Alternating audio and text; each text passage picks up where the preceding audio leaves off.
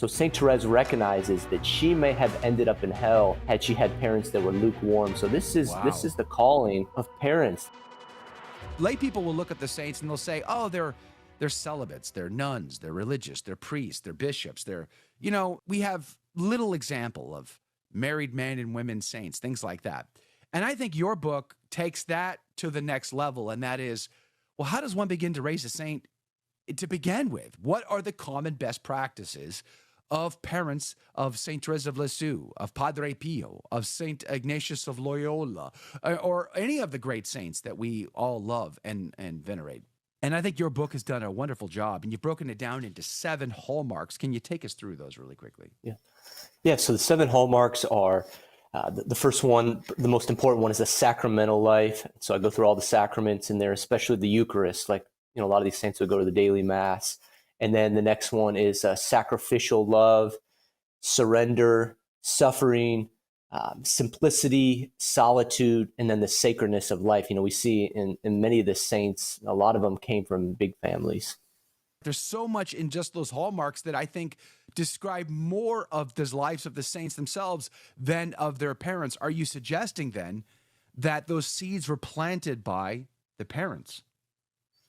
I am, and that's how I kind of came to that conclusion on these 7 hallmarks is, I grew up reading the lives of the saints. That's all that I devoured. And then, when I got married, I was like, I couldn't relate to, St. Francis going barefoot. And so, but then as I studied their life, I'm like, they have these hallmarks. And then I wonder if their parents have them. And that quote that you mentioned today about scripture is so interesting. I spent a few years in a monastery, and that quote about what St. Therese said, whoever leaves husband and wife behind, she actually said that also refers to her parents who sacrificed, who gave up everything, to raise a saint. And I think, again, we often see that quote, we're like, oh, I must give up everything. But no, that's parents who surrender their children to religious life, who see their child maybe once a year or visit them, they rarely can visit them. So again, that offering it goes both ways. I mean, there's a quote that I put here in the conclusion. I think it's one of the most powerful quotes that any saint has written, and I just want to read it to you. It's from Saint Therese, right? She goes, "With a nature such as my own, had I been reared by parents without virtue, or even if I had been spoiled by the maid Louise, as Celine, her older sister was, I would have become very bad and perhaps have been lost."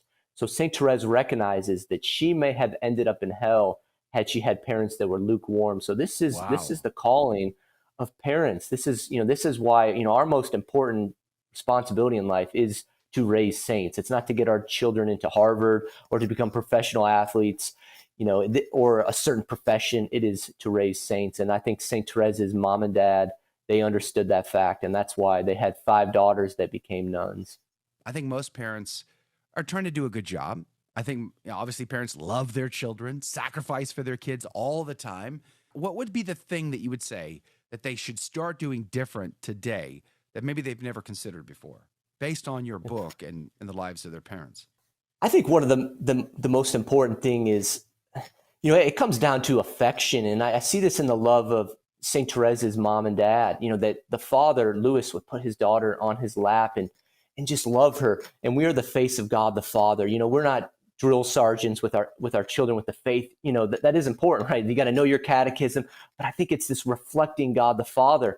And that is, you see in the life of St. Jose Maria Escriva, his father would go on walks with him, and he would just be able to open his heart to his dad. His dad became like his first spiritual director. So it's primarily this vocation of love and affection with our children, that they see that we genuinely, we care about them and that we want the best for them. And then that love spills over to an intense prayer life. And so when our children see us on our knees in the middle of the night, or when we're at mass and we're totally reverent, we're not distracted, they realize, wow, mom and dad really believe. They really believe in the Eucharist. And so again, I think it's this twofold. And then, I mean, there's just so much to unpack there, but like you said, suffering. So that love, that prayer life, that enables us to handle suffering well, disappointments in life. When you lose your job, as St. Jose Maria's father was cheated out of his business, or when your wife's going through cancer. So all of these things, that again, that's why I have the 7 hallmarks. But really the one thing, again, affection, you can start with just this fervent prayer life. And then that flows over to God giving you the grace to handle whatever suffering comes in your life with serenity And so your children can realize, like, my parents they're just this rock for me. And that enables them to, pursue whatever vocation God calls them to. The book is 500 pages. It took me 3 years to write. But one of the things I was really struck by was St. Thomas More and his love for his dad. And St. Thomas More, he would get his father's blessing as an adult. He would kneel down. His father was a judge. And even like in the public square, he would kneel down and his father from his window would bless him. And I think it's important as men, you have the priestly blessing, but like every night to do a sign of the cross on your children or your wife's forehead with holy water and bless them, and just to show your priestly authority over your family. You're so I think that really struck me. And St. Thomas More, when his father passed away, he just hugged him, embraced him with tears, and was crying. And that's where you see the courage of this man. Like, behind every saint, there is a father and a mother that love them and that sacrifice for them. So I think that was something that really stood out to me. St. Padre Pio's dad, had to sacrifice by leaving the family behind, coming to America. He ended up being a farm manager in Pennsylvania, just so he could make enough money so his son could go to seminary and get an education. And he missed his son's ordination. So, I mean, there's just so many, like, this book is just filled with so many stories. And, and Padre Pio acknowledged that. He goes, I would never have become like a friar if it wasn't for my dad's sacrifices. And then, I mean, you have St. Faustina's parents, like the father was, there's another story. She said after many years in the convent, she was so touched by the way her father put her to shame by his prayer life. He would get up in the morning before everyone was up and he would sing hymns to Our Lady. So, I mean, this is just this devotion that you see. I mean, there's a reason. And I truly believe this. These parents of the saints many of them were holier than their children. And I put a quote up on LinkedIn that I found. It says, the canonized saints are not always those who are highest in glory. God has brought them forward for his glory and edification rather than for any personal honor. So in truth, many of these parents of the saints could have a higher place in heaven than their own children. Wow. Which is pretty amazing. That is. Okay. We're going to run out of time here real quick.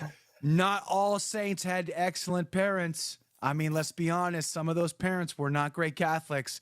How do you explain that, Patrick Gorham? Yeah. I mean, you look at St. Ignatius of Loyola, like his father was a womanizer, and that led to St. Ignatius. But he did have one thing right. He had Catholic books in his home.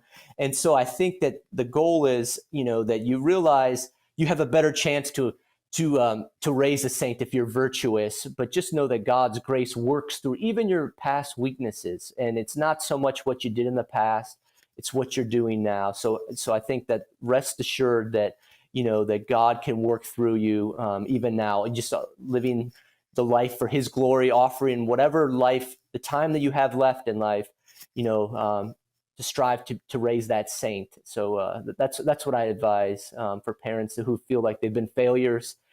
Just, keep going, keep looking forward. Did you like that video? It's okay. You can admit it. It's perfectly fine. Hey, we cover the big stories of our day, from inside the church to outside the church to all points in between, and we do it from a Catholic perspective. It's called A Catholic Take. It's a radio program Monday through Friday. We live stream it right here on this channel, by the way, so make sure to subscribe, like, and share. We would be very grateful to you. And don't forget, you're going to want to watch this video right here because you don't want to miss anything.